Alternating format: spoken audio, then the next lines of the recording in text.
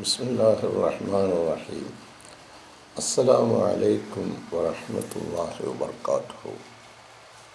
അസുഖം മൂലം ഒരാൾക്ക് എന്ത് പ്രയോജനമാണ് നേടുവാൻ കഴിയുന്നത് എന്ന് ഒരാൾ പ്രവാചകൻ സല്ലല്ലാഹു അലൈഹി വസല്ലമയോട് ചോദിക്കുകയുണ്ടായി.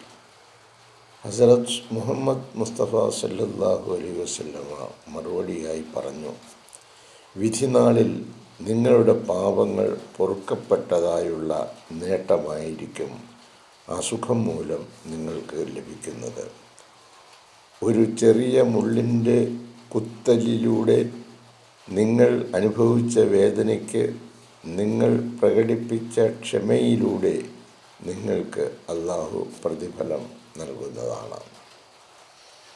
രോഗികൾ ക്ഷമ അവലംബിക്കുകയും അല്ലാഹുവിൽ സകലതും ഭരമേൽപ്പിക്കുകയും ചെയ്താൽ അവർക്ക് തീർച്ചയായിട്ടും സന്തോഷിക്കുവാൻ അവസരം ലഭ്യമാകുന്നതാണ് എന്ന് വിശുദ്ധ പ്രവാചകൻ മുഹമ്മദ് മുസ്തഫ സല്ലല്ലാഹു അലൈഹി വസല്ലമ സന്തോഷ വാർത്ത നൽകിയിരിക്കുന്നു.